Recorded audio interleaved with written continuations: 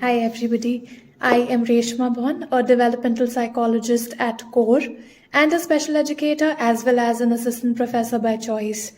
So today I've been called to talk about anxiety. Now to my dismay, I have a very intimate relationship with anxiety. I have seen people completely debilitated by anxiety both personally and professionally. I'm aware of anxiety as a lifestyle. So I'll be throwing light on what exactly anxiety is and some tips of how can you conquer it. I would like to start with some responses that I received during my practice. So all of these are from my patients who have come to seek guidance for anxiety. This is exactly what they tell me. I am not twisting and turning anything around. One of my clients came and told me that she feels she blurts out a lot of things which she doesn't mean, and she in turn hurts a lot of people. Another person said that she feels there's a knot in her stomach. It's very hard for her to sleep at night and she finds it very difficult. She doesn't want to stay awake. So she is always in a dilemma. One person said that whenever a situation arises wherein he or she feels anxious, nothing comes out of their mouth. They feel as if they have frozen. Alongside, they have a tingling, numbing feeling in their hands and feet. At times, they have sweaty palms as well. Now, having said all of this, you would have realized that anxiety is something very real, something that one needs to conquer, something that one needs to acknowledge that yes, something like that exists. In layman's language, what is anxiety? Anxiety is living in future, pondering over things which haven't even taken place yet. Alongside, you are repeatedly, I would just focus on that word, rehearsing failure. Now, when you tell yourself that I will not pass in tomorrow's exam, or I will not be able to present this in the meeting tomorrow, or what would I say or do when somebody asks me this when I go to attend this social gathering tomorrow? I will not be a good person. What will people think of me? People think that this person doesn't know how to talk, or he or she is not smart enough. You are actually just rehearsing failure. It is very normal, but yet again not hard for you to conquer anxiety. I've already told you what anxiety means in layman's language. Let's see if anything happens in our brain as well. Yes. Everything that is short video is research based. There's a part of your brain called the prefrontal cortex, which is responsible for all of your higher cognition skills, decision making skills.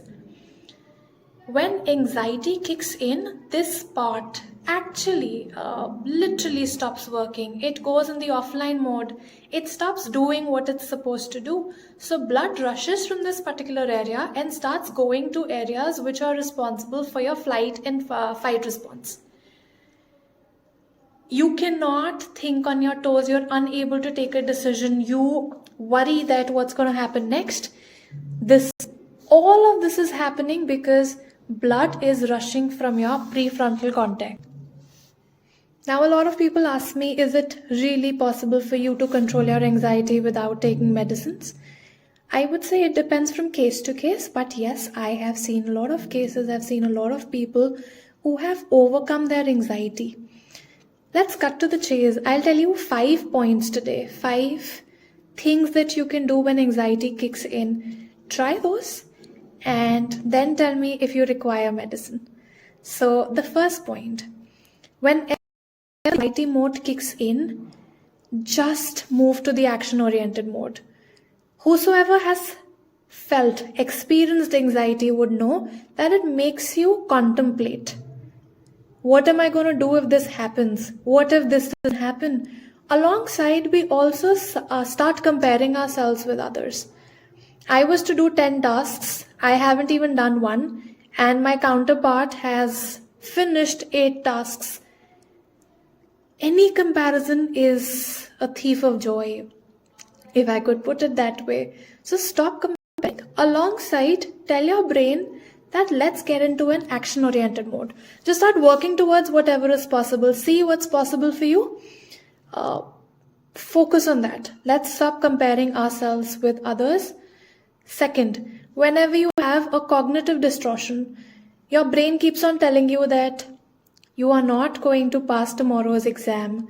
You are going to terribly fail in this meeting that's scheduled the day after. You need to challenge these cognitive distortions with reality. You need to tell yourself that I am prepared. I know what is it to be done for tomorrow's exam. I have practiced a lot and hence I would do good.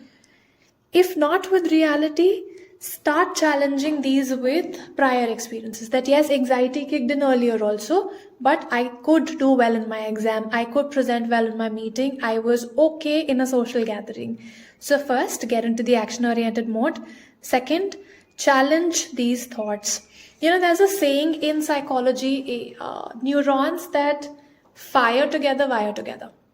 When you keep on telling yourself you will not be able to do it, you will fail at something, it becomes hardwired.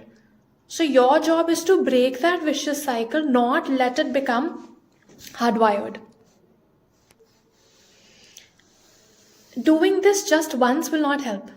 Again, patients tell me that yes, we did what you asked us to do yesterday. I am still not feeling good today. It's a journey that you need to embark upon on a daily basis, and it would be your most fruitful endeavors. I can vouch for that.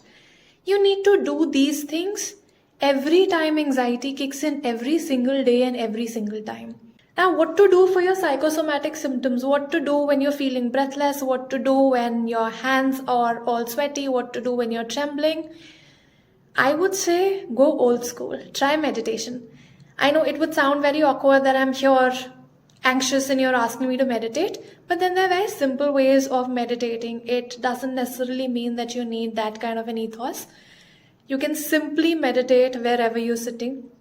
There are a couple of breathing exercises that I can tell you.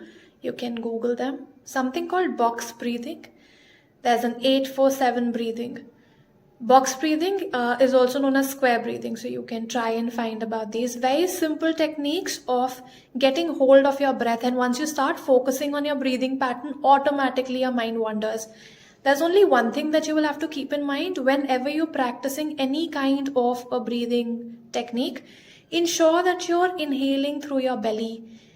You're breathing in through your belly. And then don't do it superficially, just like if you do it that way, it would not be very beneficial. I still do not say that it would not be beneficial at all, but you would optimize its potential if you inhale through your belly. Fake a smile. Now you would say what a stupid thing to say and do, but yes, just fake a smile. That way you're going to trick the neurochemistry of your brain. It is possible, again, as I said earlier, I'm going to reiterate the same. It is possible to change the neurochemistry of your brain. So just fake a smile. Put on a song that has always made you happy. Smell something familiar that has good memories attached to it. And for the time being, change the neurochemistry. Once you've done all of this, at least at that point in time, the panic mode which is turned on would take a backseat. If you feel there is no time for any of this, you have an interview in the next 3 minutes and you do not have time to listen to a song, you do not have time to smell something nice, think of a nice memory, just do a 3-3-3 technique. Name 3 things that you can see, name 3 things that you can hear, and name any 3 things that you can smell. That way, again, you'll be changing the neurochemistry of your brain by making it think about different things. And in the end, I would just like to tell you, don't forget the basics. Eat well, drink well, stay absolutely hydrated, and get up from the bed. Exercise a little. There's nothing else that helps you more than these 3 basic things. Thank you so much for having me here, and let's conquer anxiety together.